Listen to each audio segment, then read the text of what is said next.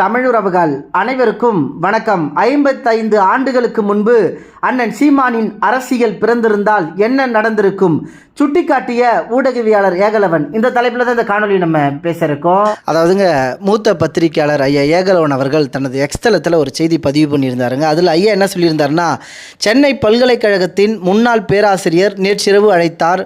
இன்று நடக்கும் மரங்களின் மாநாட்டிற்கு நீங்கள் வருகிறீர்களா? நானும் வருகின்றேன் என்றார். எனக்கு வியப்பு. காரணம், எப்போதாவது அவர் சீமானை சற்று விமர்சிப்பவராக இருந்தார். அதையொட்டி நீண்ட விவாதமும் நடந்துள்ளது. நேற்றும் பேசினார். சீமானின் இந்த அரசியல் ஒரு 50-55 ஆண்டுகளுக்கு முன்பு வந்திருந்தால் தமிழகத்தின் வளமிக காடுகளும் மரங்களும் அழிக்கப்பட்டிருக்காது. கேரளா காடுகளை விட பல மடங்கு நம் தமிழகத்து காடுகள் உலகளவில் பேசப்பட்டிருக்கும். கொல்லிமலை, ஜவ்வாது மலை, கல்வராயன் மலை, மேற்கு தொடர்ச்சி மலை, இன்னும் பிற காடுகள் என காக்கப்பட்டிருக்கும். இந்த சீமானின் சிந்தனை வேகம், இந்த அரசியல் எல்லாம் 55 ஆண்டுகளுக்கு முன்பு இல்லாமல் போனது பெரும் இழப்பு என்றார். பேராசிரியர் கொஞ்சம் குசும்புத்தனம் கொண்டவர், பகடி செய்கிறாரே என்று நினைத்து குழம்பினேன். உண்மையைத்தான் சொன்னார். 1970களில் இப்போதைய உத்தரகாண்ட் மாநிலத்தில் தொடங்கியது சிப்கோ மூவ்மெண்ட். இங்கே நம்மாழ்வார் இருந்ததை போல அங்கே சுந்தர் பகுகோனா என்பவர் தொடங்கிய மரங்களை காப்போம் என்ற இயக்கம் அது.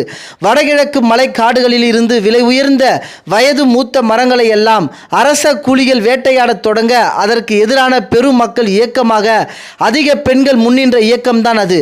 பெருமளவு மரங்களை வெட்டுவதால் இமயமலையே அழிவை சந்திக்கும். அதனால் மனித குலத்திற்கு பேரழிவு. பெருமளவு மரங்களை வெட்டுவதால் இமயமலைவே அழிவை சந்திக்கும். அதனால் மனித குலத்திற்கு பேரழிவு ஏற்படும் என்ற குரல் அந்த இயக்க மக்களிடம் கோபமாக எழுந்தது. மரங்களை வெட்டக்கூடாது, வெட்ட அனுமதிக்க மாட்டோம் என்று பெண்களும் சிறுவர்களுமாக சென்று ஒவ்வொரு பெருமரத்தையும் சுற்றி நின்று கைகோர்த்து கட்டிப்பிடித்துக் கொள்வார்கள். இது ஒரு வித போராட்டம். இது வடகிழக்கு மாநில காடுகள் வரை பரவியது.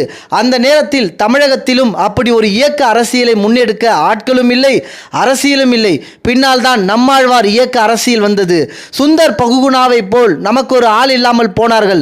55 ஆண்டுகளுக்கு பிறகு இப்போதுதான் சீமானின் குரல் மரங்களுக்காக, மரங்களை காப்போம் என கிளம்பி இருக்கின்றது. லட்சக்கணக்கான இளைய பிள்ளைகள் அவர் பின்னால் நிற்கிறார்கள். இது பெரும் மகிழ்ச்சியை தருகின்றது என்று முடித்தபோது மேலும் வியந்தேன். 67 வயதுக்கார முன்னாள் பேராசிரியர் இன்று இளைஞர்களைப் போல சீமானை நோக்கி, சீமான் முன்வைக்கும் இயற்கையை காப்போம் என்ற அரசியலை நோக்கி பயணமாகி கொண்டிருப்பதுதான் மாற்றத்திற்கான அரசியல், மாற்று அரசியல் என்று ஐயா ஏகலவன் அவர்கள் சுட்டிக்காட்டி பதிவு பண்ணியிருந்தாருங்க. அதே போல குறிப்பு 1 என பதிவு செய்து 1970களில் தான் நக்சல்பாரி இயக்கம் இந்தியாவில் வெடித்து எங்கெங்கும் பரவியது. அதற்கு காரணம் வியட்நாம் போர். அதன் தாக்கம் ஐரோப்பா முழுவதும் இளைஞர்களிடையே பரவியது. இங்கே இருந்த திராவிட அரசியல், போலி கம்யூனிஸ்ட் அதை எப்படியெல்லாம் மடைமாற்றியது என்ற அரசியலையும் சொன்னார். குறிப்பு 2, வடக்கு கிழக்கு மாநிலங்களில் இன்று நடக்கும் நிலச்சரிவுகளும் வெள்ள பாதிப்பும் இதனுள்ளே காடுகள் அழிக்கப்பட்ட அரசியலையும் விளக்கினார் என ஐயா ஏகலவன் அவர்கள் அண்ணன் சீமானின் அரசியலை சுட்டிக்காட்டி பேசியிருந்தாருங்க. முக்கியமாக இந்த பதிவு குறித்து உங்களுடைய கருத்துக்களை பதிவு செய்யுங்க. நன்றி, வணக்கம்.